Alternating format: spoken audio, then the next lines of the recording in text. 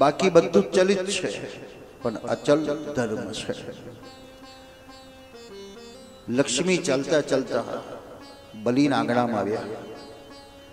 દ્વારપાલે કીધું, મહારાજ કોઈ સુંદરી આવી છે, અને અમે એવું સાંભળ્યું છે જેના ઘરમાં જાય છે એના ઘરમાં લીલા લહેર કરી દે છે. બલી કીધું, તો આપણા નગરમાં બોલાવો, આપણા ઘરમાં છે. લક્ષ્મીનું સ્વાગત કર્યું. પૂછ્યું, તારું નામ શું છે? મારું નામ લક્ષ્મી. તારું ઘર ક્યાં છે? મારું કોઈ ઘર નથી. લક્ષ્મી કોઈ જગ્યાએ સ્થિર નથી રહેતી, એ ચંચળ છે. ચલ અને અચલ બે પ્રકારની સંપત્તિઓ પ્રાપ્ત થાય છે. લાખો જતા રહેતા હોય છે, પણ અચલ સંપત્તિ એવી છે કે જે તમારી અંદર ભંડાર વધારતી જાય. બલી રાજા કીધું, તારું કોઈ ઘર નથી? ના. તો તું મરે.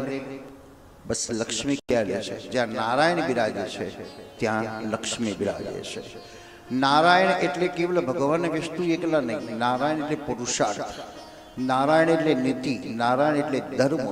જ્યાં ધર્મ, નીતિ, પુરુષાર્થ છે ત્યાં લક્ષ્મી કે હું અચલ રહી શકું છું. લક્ષ્મી નારાયણની સાથે બલિના મકાનમાં રહ્યા. સમય વ્યતીત થયો. શ્રાવણી પૂર્ણિમા આવી. શ્રાવણી પૂર્ણિમા આવતાની સાથે બલિને રક્ષા મારી. યેન બધ્ધો બલિરાજા દાનવેન્દ્રો મહારથ તેન ત્વમ પ્રતિપદ્યામિ રક્ષે માં ચલમાચલ. આજે બલી ખુશ થઈ ગયો હો, આ બેન મારા માટે કેવી ભાવના રાખે છે. સૂતરનો દોરો રક્ષણ નથી કરતો, પણ દોરાની અંદર જે ગાંઠ છે એ ભાવનાની ગાંઠ છે જે ભાઈનું રક્ષણ કરે છે. બલી પ્રસન્ન થયો. બેન, તું મારા માટે એટલી ભાવ રાખેશ તો હું તને શું આપું? આજના સમયની અંદર તો રક્ષાબંધન આવેલે ભાઈઓ કરી જાય છે. 50,000 5,000નો ખર્ચો આવી ઉભો રહી ગયો. અહીં કેવલ ભાવ છે.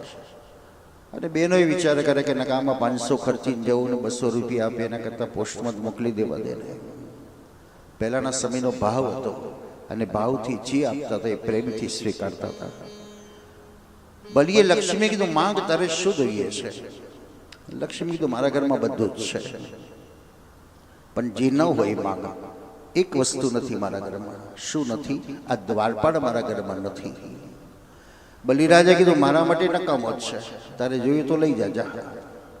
લક્ષ્મીની કૃપાથી નારાયણ બલિ બંધનમાંથી મુક્ત થયા તો ઓટોમેટિક સંપત્તિ શક્તિ આપણને પ્રાપ્ત થઈ શકે છે. અને તેથી દેવી ભાગવત પણ સુંદર કે છે, યત્ર નાર્યાસુ પૂજન્તે રમન્તે તત્ર દેવતા. અહીં સ્ત્રીની આમન્ય બતાવ્યું છે, સ્ત્રીની મર્યાદા બતાવી, સ્ત્રીનું માન બતાવ્યું છે, સ્ત્રીના જીવનની અંદર એના રક્ષણ કર્મનો ભાવ બતાવ્યો છે. અને તેથી વરરાજા કટાર લઈને નીકળે કે તલવાર લઈને નીકળે, કોઈ મારવા માટે નહીં, પરંતુ એ સ્ત્રીનું રક્ષણ કરવાનું પ્રતીક બતાવે છે.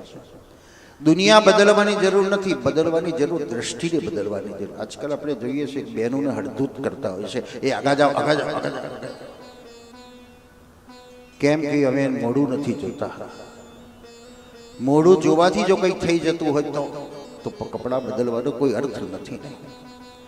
મીરા વ્રજની મીરા, જ્યારે મેવાડની મીરા પહેલી વાર જ્યારે વ્રજમાં ગઈ છે ને, વ્રજમાં એક સંતના આશ્રમ પાસે જઈને પુકાર કર્યો, અરે गुरुजी को मुझे दर्शन करना है. गुरुजी कहाँ है? संत का शिष्य दौड़ कर आया तो देखा तो कोई औरत है. सेवक ने कहा कि मेरा गुरुजी दर्शन नहीं देगा आपको. क्यों? क्योंकि आप स्त्री हो, इसलिए वो आपका दर्शन, आपको दर्शन नहीं देगा. उसी समय मीरा हंसने लगी. अरे मैंने तो सुना है कि व्रज में एक ही पुरुष है, ये दूसरा पुरुष कहां से आ गया? संत ने ये सुना तो दौड़कर पागल होकर आया. ये कोई सामान्य व्यक्ति नहीं है जिन्हें सारे पुरुष को स्त्री मानता है, और मैं स्त्री को स्त्री मान रहा हूं. मैंने कपड़ा बदला है, लेकिन मीरा ने तो अपना जीवन ही बदल दिया, अपना विचार बदल. नन्हा बच्चे को किसी के पास जाएगा, वो कोई भी औरत हो, उसको किस भाव से बुलाता है? वो नन्हा बच्चा बा बा बा बा करके ही बुलाता है. लेकिन हमारी गुजराती भाषा ऐसी है, उसको मौसी कहा जाता है, उसको फूफी कहा जाता है, उसको चाची कहा जाता है. लेकिन बालक की दृष्टि तो सभी को एक ही भाव से देखती है, वो सब माँ ही है, मेरी माँ ही है. कौन बड़ा है? हम बड़ा है कि बालक बड़ा है? हमने तो विभाजन कर दिया, इसलिए हमारे में राग द्वेष आने लगे, वासना विकार आने, आसक्ति થઈ જશે. એટલે પુરુષે ઉભો રહીને પગ વડે ધૂળ એ હારની ઉપર નાખી દીધી. એને એમ બતાવ્યું કે મારી દ્રષ્ટિ તો હાર અને ધૂળ બંને સરખા છે. પત્ની જોયા કરે છે કે કશું કરે છે, એટલે એમની પાસે આવીને પૂછ્યું, તમે બેને શું કરતા હતા? પગ વડે માટી ખસભેગી કરતા હતા. તો કે મને એમ હતું કે તું કદાચ સોનુનો હાર જોઈને લેવા નમી પડું અને તને આસક્તિ થઈ જાય, એટલે મેં એની પર માટી નાખી દીધી. ત્યારે પત્ની કહેવા લાગી, મેં તો સોનું સોનું માન્યું જ નથી, હું તો એને ધૂળ જ જોઉં છું. તમે સોનાને સોનું માન્યું અને એને ઢાંકવાનો પ્રયત્ન કર્યો. કોણ મહાન છે? જીવનની જે સ્થિતિ છે, આસક્તિની અંદર માણસ છે ફસાયેલો છે.